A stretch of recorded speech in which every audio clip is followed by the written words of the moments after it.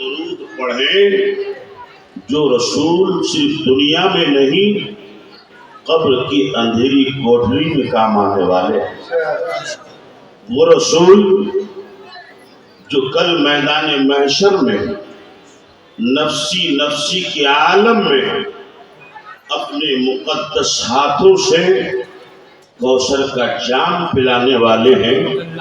اس رسول کی بارگاہ میں اور اس یقین کے ساتھ درود شریف پڑھیں کہ جب بندہ درود پڑھتا ہے تو ایک فرشتہ اس درود کو تحفے کی شکل میں گنبد خضرا میں لے جا کر پہنچا دیتا ہے اور اس کا نام لے کے کہتا ہے یا رسول اللہ فلاں ابن فلاں یا فلانا بنت فلاں نے درود کا یہ تحفہ آپ کی بارگاہ میں پیش کیا ہے اور میرا نبی وہ درود قبول فرماتے ہیں. مگر علماء کرام موجود ہیں اور یہ گوجا گاؤں کی سرزمین ہے, یہ مرکز علماء کہا جائے تو کم نہ ہوگا اور ایک سے بڑھ کر ایک آفتاب و ماتاب یہاں جلوگر ہیں. میں بڑی ذمہ داری حوالے کے ساتھ گفتگو کروں.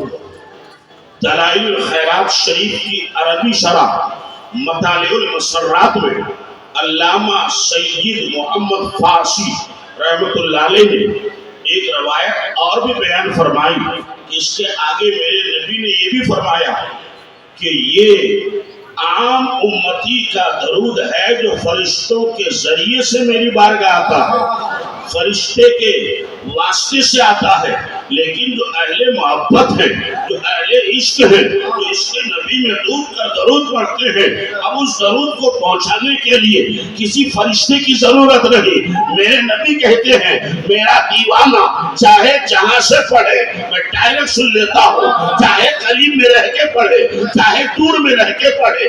مطلب یہ ہے کہ میرے مصطفیٰ قریب والوں کا بھی سنتے ہیں, دور والوں کا بھی سنتے ہیں.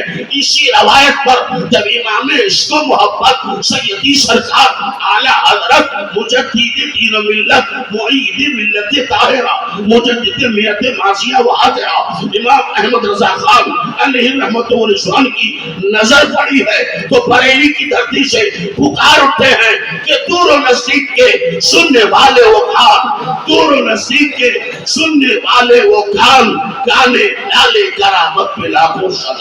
نعرہ تکبیر, نعرہ رسالت. لہذا پورا مجمع صرف یہاں سے نہیں یہاں سے درود شریف پڑھ لے. اللہم صلی علی سیدنا و مولانا محمد مبارک وسلم صلاۃ و سلام علیک یا رسول اللہ, صلاۃ و سلام علیک یا حبیبی یا نبی اللہ صلی اللہ تعالی علیہ وسلم. حضرات بڑی اچھی نعتیہ شاعری آپ حضرات نے سماعت کی ہے. رسول برکت کے لیے صرف دو شعر سماعت کہ ہم اور آپ کس رسول کی امت ہیں, اللہ نے ہمیں اور آپ کو کیسا بے مثال لاجواب رسول عطا فرمایا. شاعر لکھتا ہے کہ مل نہیں سکتا کہیں ان کا جواب. کن کا؟ مصطفیٰ جانی رحمت کا. ذہن ادھر رہے. مل نہیں سکتا کہیں ان کا جواب, ارے مصطفیٰ کو رب نے رکھا لاجواب. مصطفیٰ کو رب نے رکھا لاجواب. اور واقعہ کی روشنی میں یہ شعر سنیں. بھئی اٹھوڑا کیا ہوا؟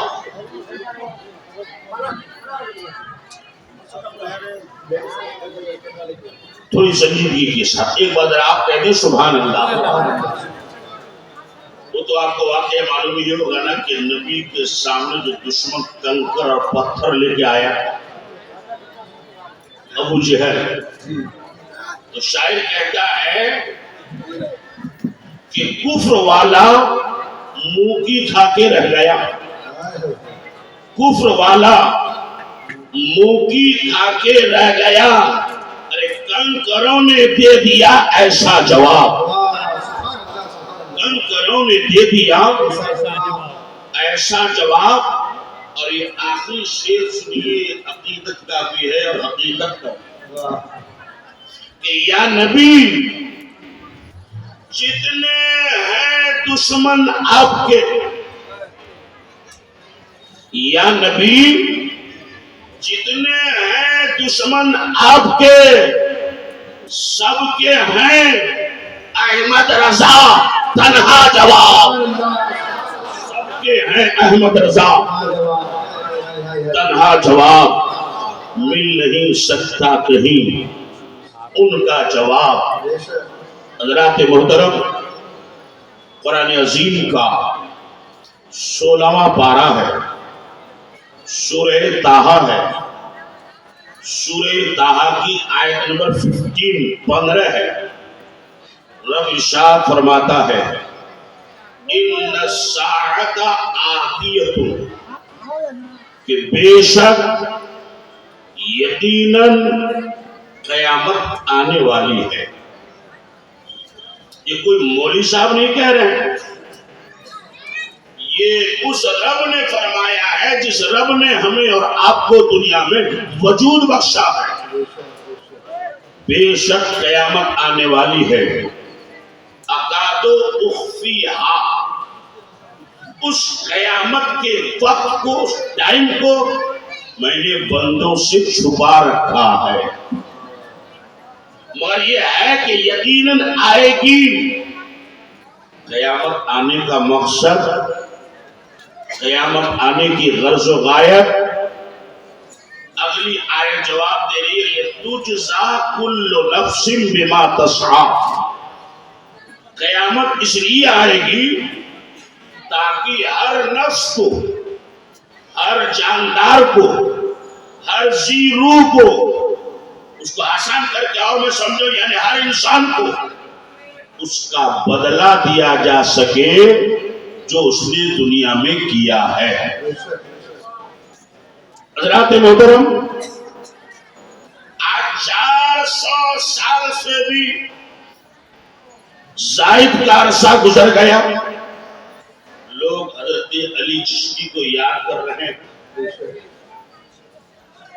800 साल से ज्यादा गुजर गए, लोग गरीब नवाज को याद करते हैं।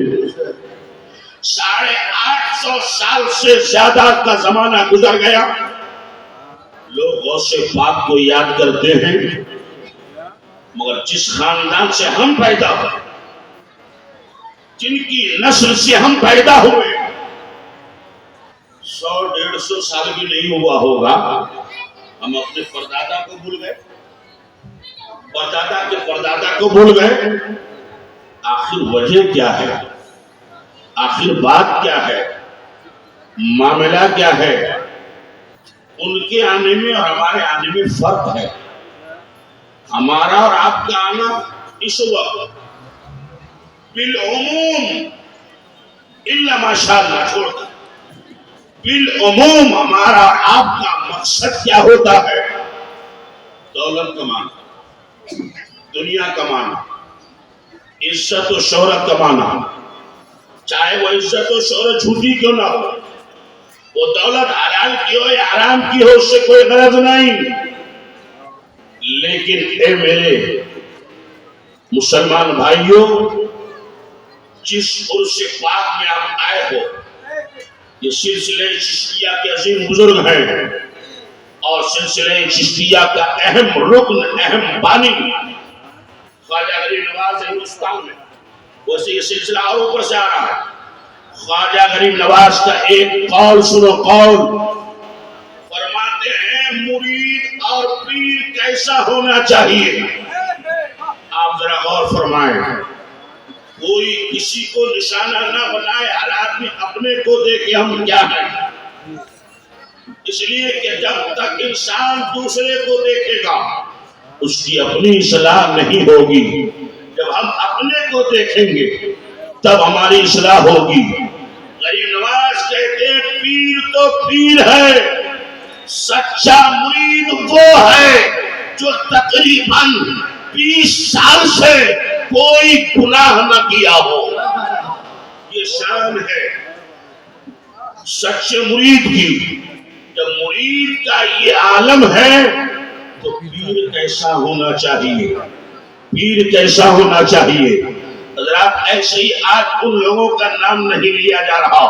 علماء بتاتے ہیں, کتابوں میں ہم نے پڑھا ہے کہ خواجہ غریب نواز 70 سال گزر گئے. کتنے سال؟ 17 سال نہیں, 70, 50 پلس 20, 70 سال گزر گئے. بستر پہ انہوں نے ٹیک نہیں لگایا, بستر پہ لیٹے نہیں. پوری زندگی 70 سال کی مصلے پہ گزار دی ہے, تب جا کے اللہ نے وہ مقام عطا فرمایا. معمولی بات ہے, ہم اور آپ ایک رات پوری رات جلسہ سن لیں تو صبح کو دیکھیں کہ اس کی آنکھیں بھینس کی طرح لال ہو جاتی ہیں, بھوما بلی کی طرح ہو جاتی ہیں. مگر جو آدمی 70 سال تک نہ سویا ہو, ان کی آنکھوں کا عالم کیا ہوگا, ان کی آنکھوں کے جلووں کا عالم کیا ہوگا. ہم نے کتاب میں پڑھا تھا کہ ذکر الہی کرتے کرتے کرتے کرتے خواجہ غریب نواز کی آنکھوں میں وہ پاور آ گیا تھا کہ جب صبح کو آپ کا حجرہ کھلتا, خادم سامنے جاتا تو آپ کی نظروں سے نظریں ملانے کی ہمت نہیں کر پاتا, ایک پتھر لے جا کر سامنے رکھ دیتا. غریب نواز اس پتھر پر توجہ ڈالتے, آنکھ کے پاور سے وہ پتھر پھٹ کر چکناچور ہو جاتا. اللہ اکبر. میرے دوستوں اور بزرگوں, میں نے اپنے بزرگوں سے پوچھا کہ حضور بہت سے لوگ مذاق اڑاتے ہیں, کوئی قصہ کہانی بتا دیتے ہیں, یہ جو جنتی گیٹ ہے, جنتی دروازہ ہے, اس کا اصلی معاملہ کیا ہے, اس کا نام جنتی دروازہ کیوں پڑا ہے. حضرات محترم, پیر اور مرید کی محبت بھی دیکھیے. سبحان اللہ بولیے, ذرا زور سے بول دیجیے نا سبحان اللہ, اور محبت سے کہہ دیجیے یا رسول اللہ. میں آج مختصر سی تقریر میں یہ بتاؤں گا بھی کہ پیر کے ساتھ مرید کو کیسا لگاؤ ہونا چاہیے. ایسے ہی فیض نہیں مل جاتا, ہاتھ میں ہاتھ دے دیے چلے گئے, نہ پیر صاحب کا پتہ نہ مرید صاحب کا پتہ, اس سے کچھ ملنے والا نہیں ہے.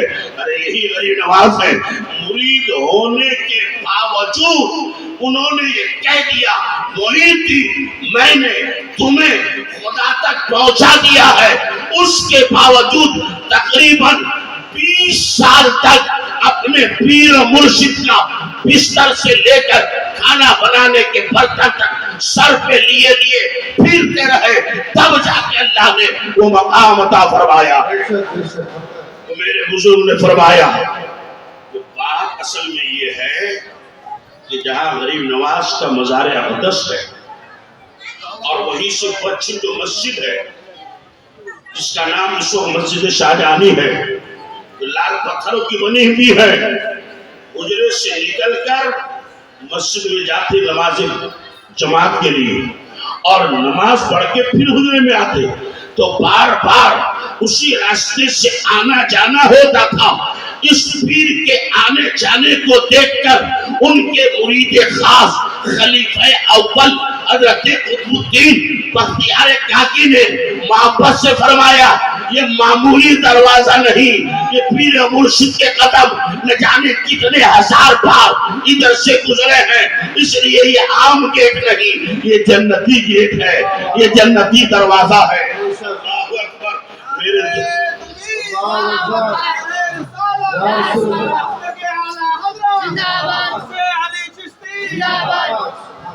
حضرات محترم, ایک بات میں آپ کو بتاؤں, علماء کرام موجود ہیں یہاں, عربی کے کتاب تذکرۃ الواعظین ہے, اس میں لکھتے ہیں کہ ملک عراق کے شہر بصرہ, عراق ایک ملک ہے جیسا انڈیا ہمارا ایک ملک ہے, اسی ملک میں دلی ہے, ممبئی ہے, کلکتہ ہے, ہمارا اسلام پور ہے, سلیگوڑی ہے, ویسی عراق ایک ملک ہے، اسی ملک میں اور اللہ کی شان کے عراق ہی میں اتنے بزرگ کیوں؟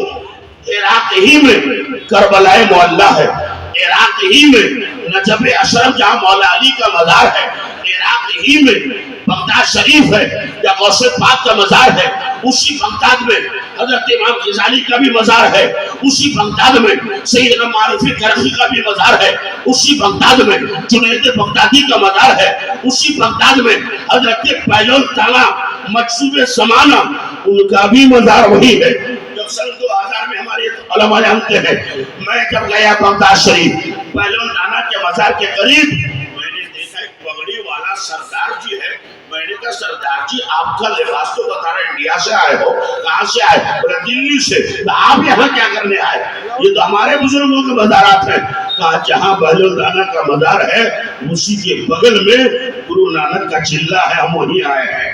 حضرات محترم بہرحال ادھر توجہ دیجئے، اسی بغداد شریف میں امام اعظم کا مزار، اور وہ بھی کیسا؟ میں نے دیکھا بورڈ لگا ہوا، ادھر اعظمیہ ادھر کاشمی، اعظمیہ ہے امام اعظم کا مزار، کاظمیہ اولاد امام حسین حضرت موسیٰ کاظم کا مزار۔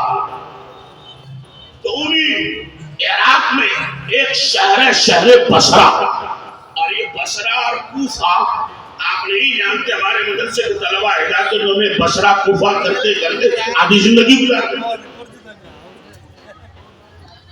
تو شہر بصرہ میں قحط سالی آ گئی۔ قحط سالی کا مطلب کھیتی باڑی کا ٹائم، برسات کا ٹائم، بارش ہونا چاہیے، موسم خشک ہو گئے، لوگ پریشان۔ تو جب بارش نہ ہو، بارش کی ضرورت ہو، تو مسلمانوں کو کیا کرنا چاہیے؟ گالی دینا چاہیے؟ نہیں۔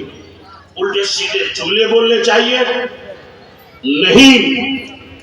مگر یہ حقیقت ہے، علاقے کے حالات کو دیکھیے، مردوں کے بنسبت عورتیں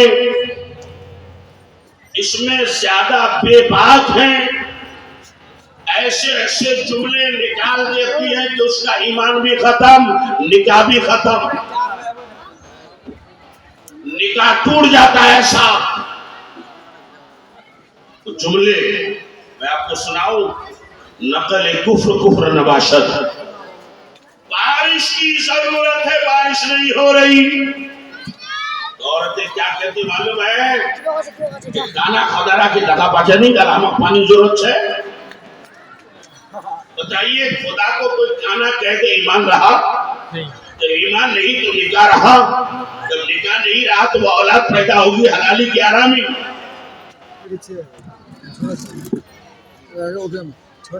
تو غلط الفاظ نکالنے کی ضرورت نہیں۔ شریعت کیا کہتی ہے؟ ایسی مصیبت کے وقت میں گاؤں علاقے کے سارے لوگ، بوڑھے جوان بچے عورتیں، یہاں تک کہ اپنے ساتھ میں جانوروں کو بھی لے لیں، ایک میدان میں جائے اور رب کی بارگاہ میں اپنے گناہوں سے توبہ کر کے سچے دل سے اللہ کی بارگاہ میں بارش کی دعا مانگے، بیماروں کو بھی لے جائیں، بوڑھوں کو بھی لے جائیں، تاکہ کسی نہ کسی پر اللہ کو رحم ضرور آئے۔ تو ملک عراق شہر بصرہ میں ایک امام صاحب کافی دیر سے دعا مانگ رہے ہیں، مگر نہ بارش ہونے کا نام ہے اور نہ دھوپ کم ہونے۔ تو ادھر سے الزام مقتدی لوگ، تو ادھر سے ایک آدمی سامنے آئے، لباس بھی بڑا کچھ خاص نہیں تھا، پھٹا پرانا لباس۔ اس نے آ کے اجازت لی کہ امام صاحب آپ بہت دیر سے دعا مانگتے ہیں، بارش نہیں ہوتی ہے، اگر آپ کی اجازت ہو تو میں دعا میں مانگ لیتا۔ اب لوگ ان کو دیکھنے لگے، یہ کون مولوی صاحب؟ امام صاحب نے کہا کہ چلو تم ہی دعا مانگو۔ اس نے ہاتھ اٹھایا، اب اس کے ذرا جملے سنیے۔ اس نے سورہ یاسین نہیں پڑھا، آیت الکرسی نہیں پڑھا، سورہ فاتحہ بھی نہیں، قل اللہ بھی نہیں، درود شریف بھی نہیں، صرف ایک جملہ کہا، اے اللہ میرے سر میں ماتھا میں جو دو چیزیں ہیں انہی کا واسطہ بارش عطا فرما دے. جھماجھم برسات شروع, لوگ چل تھل ہو گئے, جانور بھی پانی سے سیراب, انسان بھی سیراب, زمین بھی سیراب. لوگوں نے اس کو گھیر لیا. حضور آپ تو بڑے چھپے ہوئے رستم نکلے, یہ تو بتائیے کہ کوئی سید صاحب ہیں, آپ پیر صاحب ہیں, ولی ہیں, غوث ہیں, خواجہ ہیں, قطب ہیں, کون ہیں؟ اس غلط فہمی میں مت رہو. نہ میں قطب ہوں, نہ میں غوث ہوں, نہ میں ولی ہوں, نہ میں پیر ہوں, نہ میں سید علیہ رسول ہوں. میں ایک معمولی مسلمان, ایک عام بندہ. کہ حضور پہ آپ نے تو یہ کہا کہ سر میں جو دو چیزیں انہی کا واسطہ, تو آپ کے اس جملے میں اتنا اثر, اتنی تاثیر, معاملہ کیا ہے؟ اس بندے خدا کا جواب سنو. کہتے ہیں کہ سنو, میں نے پوری زندگی میں ایک بار انہی آنکھوں سے اللہ کے ایک ولی کو دیکھا تھا. زور سے بولیے سبحان اللہ, اور پورا مجمع زور سے کہیے یا رسول اللہ. ایک بار ایک ولی کی میں نے زیارت کی ہے جس کا نام حضرت بایزید بستامی ہے. اس ولی کی زیارت کا نتیجہ یہ ہے کہ جب بھی مشکل ٹائم میں ان آنکھوں کا وسیلہ لے کر رب کی بارگاہ میں دعا کرتا ہوں, رب میری دعا قبول فرما دیتا. اے علی چشتی کے دیوانے مجھے بتاؤ, جب ایک ولی کو دیکھنے والی آنکھوں کا اتنا بڑا پاور, اتنا بڑا اثر ہے, تو یہاں ولی کو دیکھنے والی ذات نہیں بلکہ عین ولی مزار میں لیٹا ہوا ہے, مزار میں لیٹا ہوا ہے. ان کے پاور کا عالم کیا ہوگا, ان کے اثر کا عالم کیا ہوگا. حضرات محترم, لیکن بات گھوم پھر کے وہیں آ جاتی ہے. ہم لوگ مور چڑیا کی طرح ہیں. مور چڑیا کی طرح ہیں کا مطلب سمجھے, بدن بہت خوبصورت, لیکن اس کا پیر سب سے زیادہ بدصورت. الحمدللہ ہمارا ایمان بہت ٹناٹن, عقیدہ بھی اچھا, عقیدت بھی اچھی, لیکن ہم لوگوں کا عمل خراب ہو چکا, کردار گھٹیا ہو چکا, کیریکٹر خراب ہو چکا ہے. اس لیے آج ضرورت ہے کہ جہاں ہمارا ایمان و عقیدہ چمکتا ہوا نظر آتا ہے, وہی ہمارا عمل بھی دمکتا ہوا نظر آنا چاہیے. جہاں ہم مزاروں کے عرسوں میں جاتے ہیں, وہی ہمیں اپنی مسجد کا بھی خیال کرنا چاہیے. یاد رکھیے, بغیر نماز کے کوئی ولی نہیں ہوتا. اگر بغیر نماز کے کامیابی مل جاتی تو پھر کیا ضرورت تھی بڑے پیر کو 40 سال تک عشاء کے وضو سے فجر پڑھنے. اگر بغیر نماز کے کامیابی مل جاتی تو پھر کیا ضرورت تھی خواجہ غریب نواز کو 70 سال مصلی پر گزارنا. اس لیے لوگوں, نماز ضروری ہے, مگر نماز کی تقریریں آپ اپنے اپنے اماموں سے جمعوں میں, میلاد میں, اس میں سنتے رہتے ہیں. ایک اہم چیز جو ہمارے اسٹیجوں سے بہت کم اس پر روشنی ڈالی جاتی ہے, الا ماشاء اللہ, وہ کیا ہے؟ زکات. صرف نماز ہی فرض نہیں ہے, بلکہ جس طرح نماز فرض ہے اسی طرح صاحب نصاب پر زکات فرض ہے. اب میں ایک بات بڑی معذرت کے ساتھ عرض کرنا چاہوں گا, علماء کی توجہ چاہتا ہوں. کہ زکات کا مسئلہ اتنا ٹیڑھا ہو چکا ہے کہ ہماری کتابیں عام طور سے اس دور میں صحیح رہنمائی نہیں کرتی،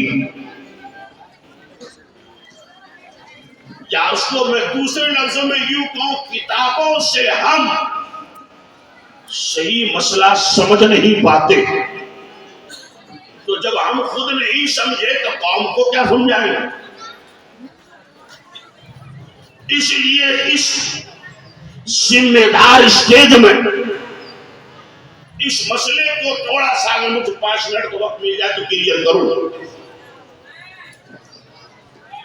کہ زکات، آپ کتابیں اٹھا کے دیکھ، اس میں ابراہیم ملے گا جس کے پاس 52.5 تولہ چاندی ہے، اس پر زکات فرض، 7.5 تولہ سونا ہے، اس پر زکات فرض۔ اب نہ ہم سمجھے کہ 52.5 تولہ ہوتا کتنا،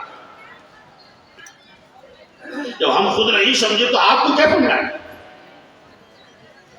آج کل گرام یہ تولہ چلتا نہیں ہے، گرام کا وزن آ گیا، پہلے 11 گرام تھا، پہلے 12 گرام تھا، اب 10 گرام میں بھری ہو جاتی۔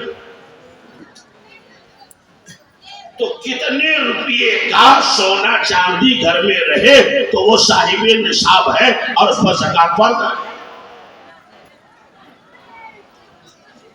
اور یہ سن لیجئے، قرآن عظیم کا 10واں پارہ سورہ توبہ، اگر آپ قرآن پڑھنا جانتے تو آپ کو پتا ہوگا کہ قرآن میں ٹوٹل 114 سورہ ہے،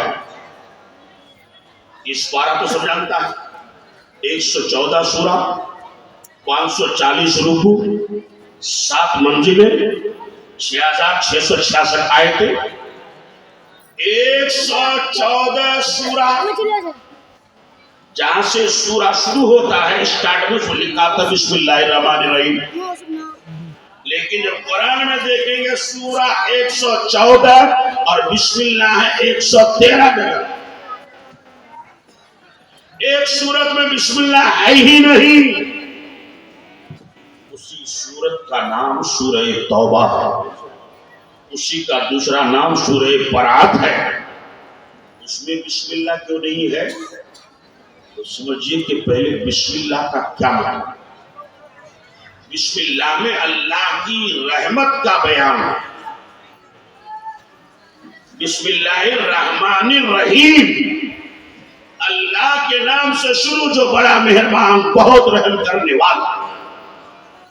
اس لیے جب ہم مرغا مرغی ذبح کرتے ہیں تو بسم اللہ الرحمن الرحیم نہیں کہتے، وہ تو ذبح کرتے رحمت کا کیا معنی؟ تو اسی طرح سورہ برات میں، سورہ توبہ میں اللہ کے قہر و غضب کا بیان، اللہ کے عذاب کا بیان ہے، ان بندوں کا بیان ہے جس نے اللہ کی راہ میں زکات دینے کا، عشر دینے کا، خرچہ کرنے کا وعدہ کر لیا اور پھر جب دولت پر ہوا انکار کر لیا۔ ان چیزوں کا بیان ہے اسی میں اس شخص کا بھی بیان ہے جس نے زکات دینے سے انکار کر دیا۔ حضور اگر اجازت ہو تو یہ بات عرض کروں، حضرت علامہ صاحب بہت سے لوگ اردو کی کتابیں دیکھ کر تقریر میں یہ کہہ دیتے ہیں کہ ایک صحابی رسول حضرت ثعلبہ بہت غریب تھے، مالداری کی دولت کی دعا کرانے نبی کے پاس آئے، نبی نے انکار کر دیا وغیرہ وغیرہ، بار بار انہوں نے ضد کیا تو نبی نے دعا کر دی، مالدار ہو گیا، بکریاں بہت ہو گئی، مدینہ چھوڑ کر میدان میں رہنے لگا، زکات کا حکم آیا، نبی نے اس کے پاس آدمی بھیجا، اس نے انکار کر دیا، مگر اعلیٰ حضرت فرماتی ہے ٹوٹل غلط ہے، صحابی رسول اور زکات سے انکار کر، جو نبی کا صحابی ہو اور وہ زکات سے انکار کرے ہو ہی نہیں سکتا۔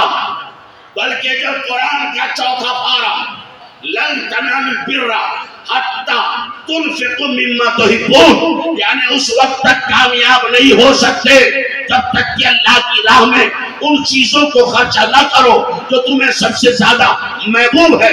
جیسے ہی آیت نازل ہوئی عبد الرحمن بن عوف آ گئے، یا رسول اللہ مدینے میں میرے 2 باغ ہیں، باغ سمجھتے ہیں کھجور کا باغان، کہ اس میں سے ایک باغان بہت عمدہ ہے، پورے مدینے میں اس باغان کی طرح کسی باغان میں کھجور نہیں پھلتا۔ اے اللہ کے رسول، یہ آیت نازل ہوئی ہے، وہ پورا باغ میں خدا کی راہ میں خرچ کر رہا ہوں۔ وہ صحابہ تو گھر کا سب سامان لے کر نبی کی بارگاہ میں آ جائے اور صحابی ہو کر زکات سے انکار کرتے نہیں۔ اٹھاؤ فتاوی رضویہ 11ویں جلد، اعلی حضرت کہتے ہیں سالبہ نام کا 2 شخص گزرا ہے۔ علماء کی توجہ چاہتا ہوں، سالبہ نام کا 2 شخص، ایک ہے سالبہ ابن حاتب، ایک ہے سالبہ ابن ابی حاتب۔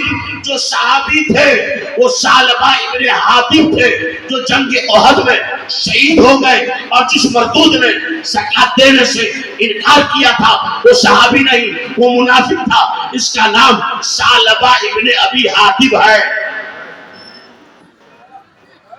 زکات دینے سے انکار کر دیا۔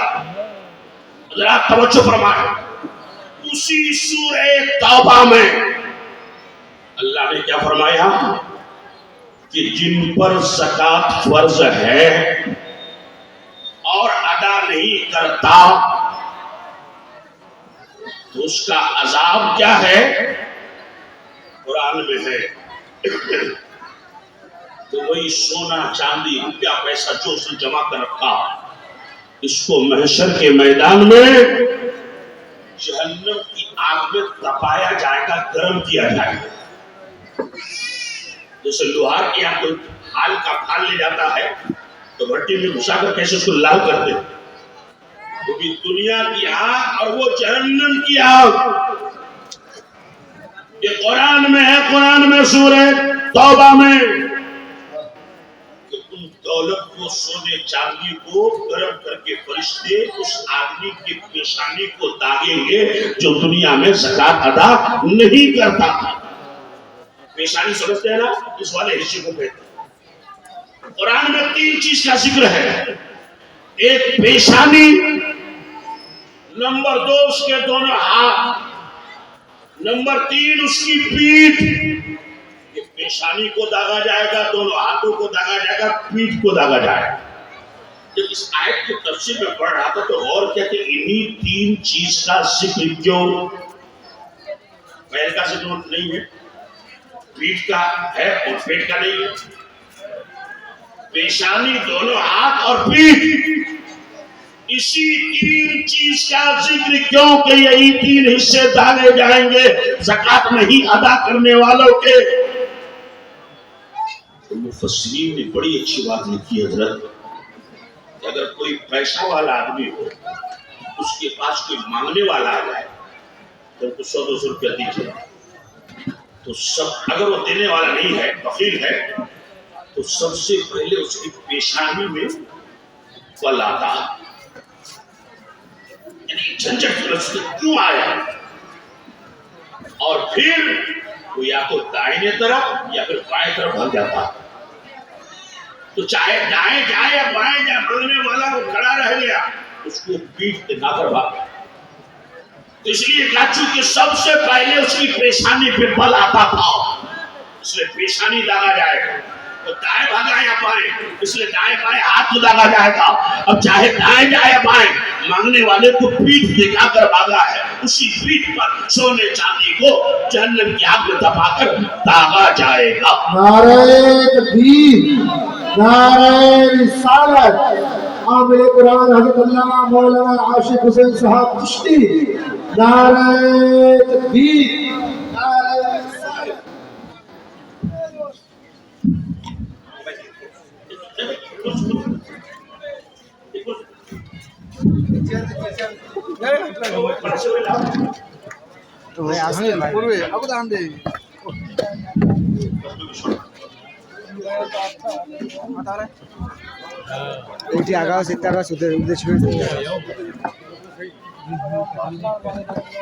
حضرات میں بہت مختصر میں اپنی گفتگو کو کمپلیٹ کر دوں کیونکہ حضور تشریف لائے.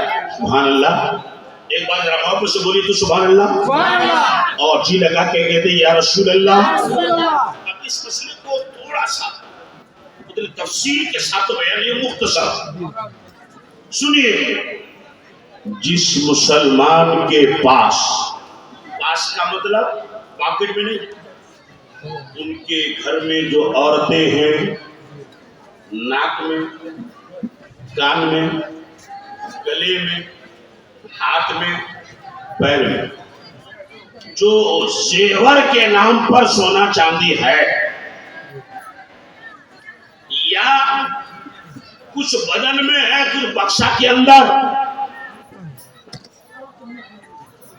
اور خریدنے کا 1 سال گزر گیا ہے, یہ تو یہ کہ آج ہی اسلام سے لیا تو آج نہیں, آج لائے تو 1 سال گزر گیا.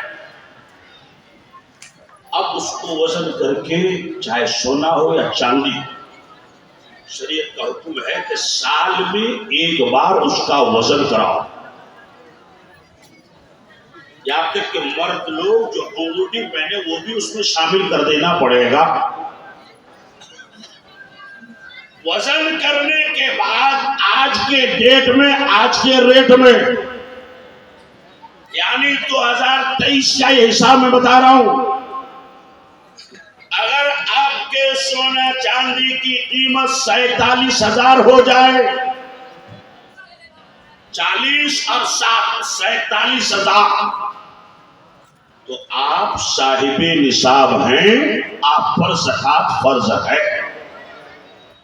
وہ کلو گرام اور تولا بولا اسے بڑھائیے.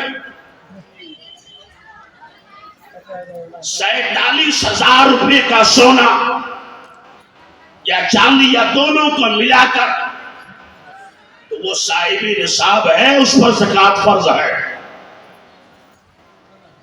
اور 47,000 سے جتنا زیادہ ہو جائے, یہ مت کہیے کہ مولوی صاحب تو بولے تھے کہ 47,000 سے زیادہ نہیں, کم سے کم یہ اس کے اوپر آپ کا 1 لاکھ کا ہو جائے, 2 لاکھ کا ہو جائے, 10 لاکھ کا ہو جائے. حساب کیا بنے گا؟ 100 روپے میں 2.5 روپیہ, 1,000 میں 25 روپیہ, 1 لاکھ کا ہے تو 1 لاکھ میں 2,500 روپیہ, وہ بھی ہر مہینے نہیں, سال میں 1 بار. حساب نکال کر, حساب لگا کر زکات ادا کرنا یہ واجب نہیں, سنت نہیں, مستحب نہیں, فرض ہے.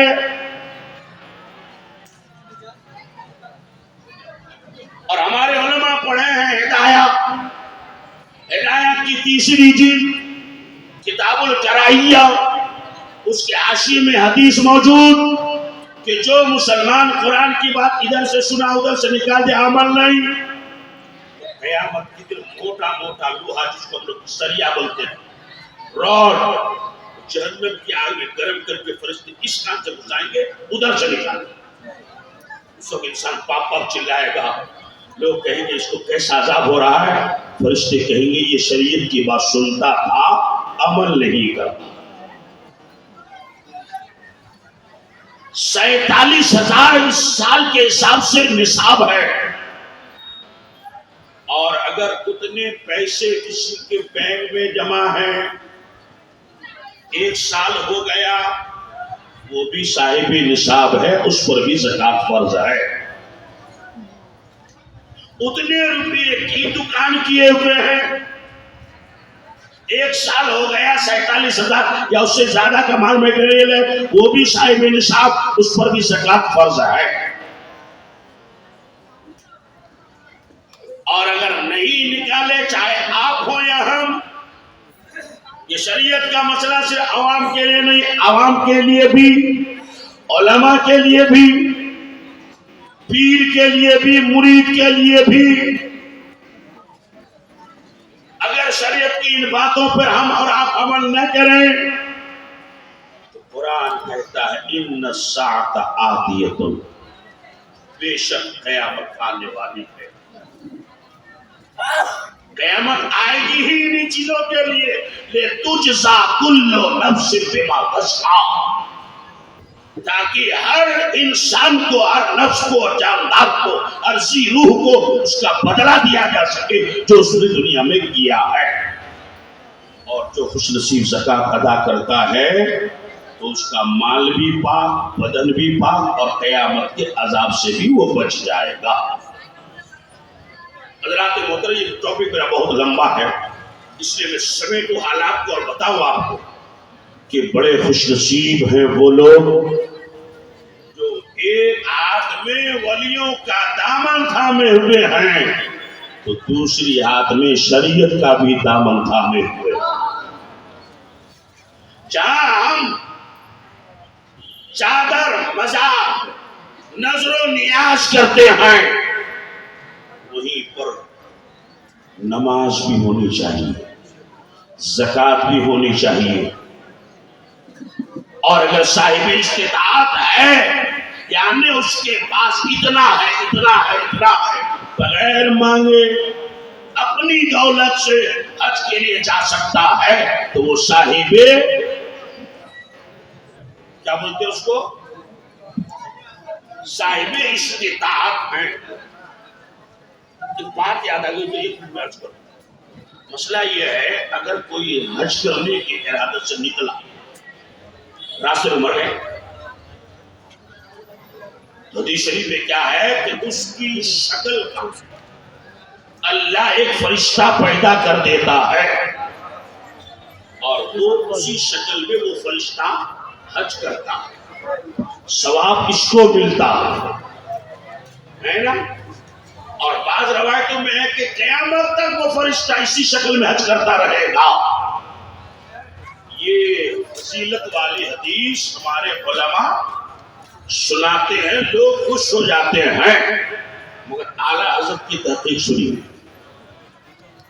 فرماتے ہیں یہ فضیلت ہر حاجی کے لیے جو راستے میں مر جائے نہیں ہے، یہ اس حاجی کے لیے ہے کہ اسی سال حج فرض ہوا، اسی سال روانہ ہو گیا اور مر گیا، اس کے لیے فضیلت۔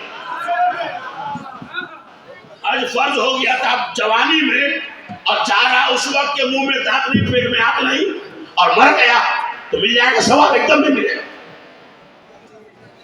ایک دم نہیں ملے گا۔ یہی ہے مسلک اعلیٰ حضرات، یہی ہے مسلک اعلیٰ حضرات۔ ایک بات اور عرض کر دوں، بہت سے لوگوں کو خراب بھی لگے، مگر ہم بات کسی کو خراب لگے تو لگے۔ ایک کتاب ہے اعلیٰ حضرت اعلیٰ سیرت،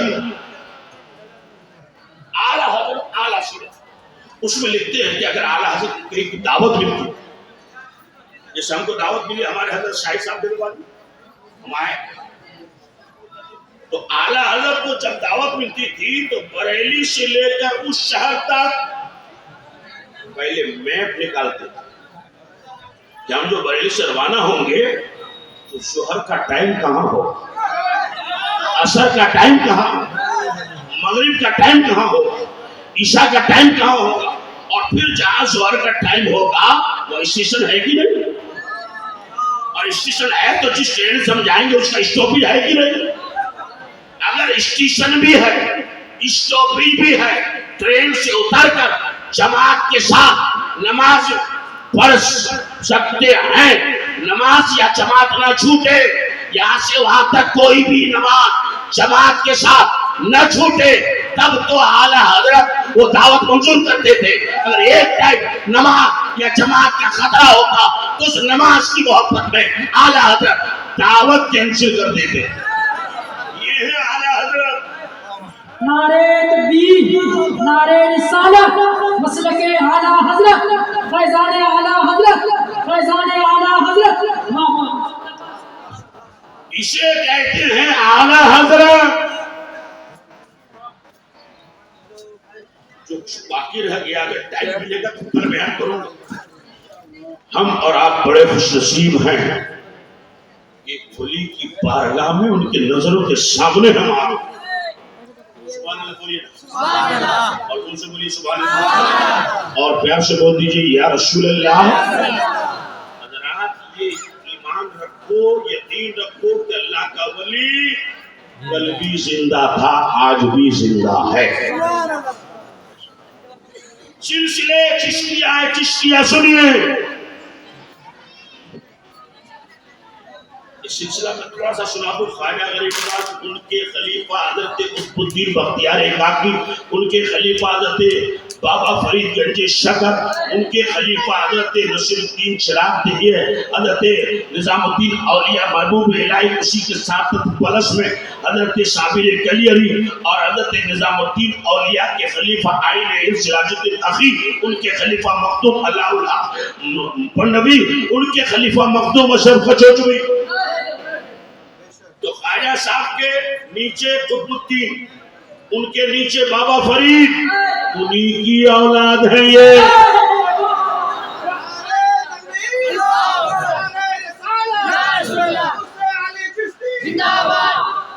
اور درخت جیسا ہوگا پھل بھی ویسا ہوگا. بابا فرید گنج شکر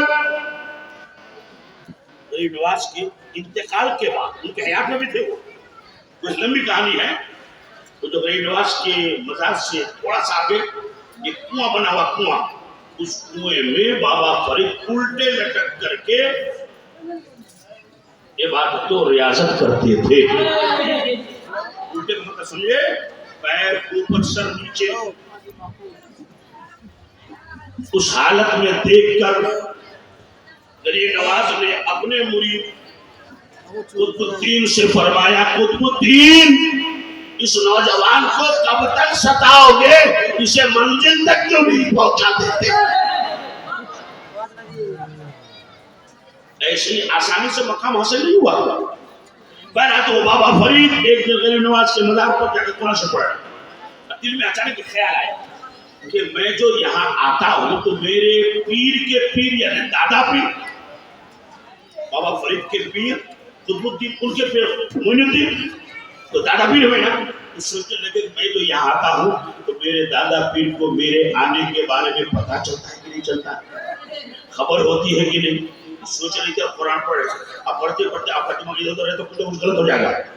تو پڑھتے پڑھتے ایک جگہ اسی سوچ و فکر میں زبر پڑھنا تھا، زیر پڑھ دیا. ادھر زیر پڑھنا تھا، دماغ میں کیا کہ ہمارے آنے کی خبر خواجہ صاحب کو ہوتی کہ نہیں. مزار پاک سے آواز آئی تھی، ابھی نہیں بولو گے سبحان اللہ تک بولو. مزار غریب نواز سے آواز آتی ہے کہ مولانا فرید قرآن صحیح سے پڑھا کرو، مولانا فرید قرآن صحیح سے پڑھا کرو. بابا فرید طرف ہے، جو سوال میرے ذہن میں تھا جواب مزار پاک سے میرے دادا پیر نے دے. یعنی میرے آنے کی بھی خبر ہے، میں کیا کر رہا ہوں اس کی بھی خبر ہے. انہی کی اولاد ہے بابا، انہی کی اولاد ہے. وہ دیکھ رہے ہیں کون کیا کر رہا. اس لیے اس عرص پاک میں انہی کی محبت میں، انہی کی عقیدت میں ایک ایسے دیوانے کو آواز دوں تو انہی کے نام پر. اور سنیے، ہم کو بھیڑ بھاڑ میں وہاں جا کر کچھ کہنے کا موقع ملے نہ ملے، سچے دل سے دور میں بھی کھڑے ہیں، دل میں کیا ہے سب پتا ہے. یہ شاعر نے کہا، شاید ہے نہیں کہ تجھے کیا سناؤں میں دل ربا، تیرے سامنے میرا حال ہے. تجھے کیا سناؤں میں دل ربا، تیرے سامنے میرا حال ہے. تیری نگاہ کی بات ہے، میری زندگی کا سوال ہے. تیری نگاہ کی بات ہے، میری زندگی کا سوال ہے. ایک نگاہ پڑ جائے مقدر سے ڈر جائے. تو پورے مجمع میں ایک ایسے خوش نصیب کو آواز دینا چاہتا ہوں کہ اس عرص علی چشتی میں ہماری پہلی بولی پر صرف 1100 روپیہ لا کر کے یہاں پر پیش کر دیں. سبحان اللہ. یا رسول اللہ یا رسول اللہ سبحان اللہ. سبحان اللہ سبحان اللہ سبحان اللہ. یہ ہمارے محمد نوشاد علم بھائی، انہوں نے علی چشتی علیہ رحمت اور رضوان کی محبت میں 1100 روپے دیے. حضور سے وہ دیجیے نا سبحان اللہ. سبحان اللہ اور یہ پیسے برکت ہونے کے لیے اولاد رسول کے مبارک قدموں میں ڈالیں. سبحان اللہ.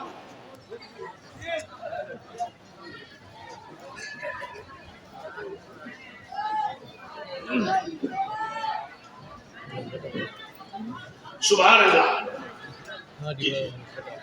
اور یہ ہمارے ناصر بھائی، انہوں نے بھی 1100 روپے دیے ہیں. سبحان اللہ.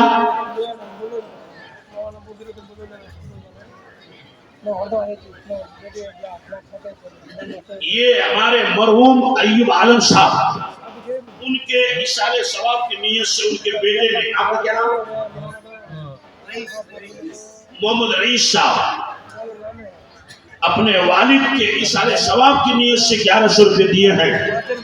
اللہ تعالیٰ اس مرحوم کو بھی ثواب عطا فرمائے اور ان کے بیٹے کو بھی ثواب عطا فرمائے. آمین. سبحان اللہ. چوتھے نمبر پر کوئی ہمارا ایسا بھائی، ماشاءاللہ، یہ دیکھ کہ ہمارے ایک حضرت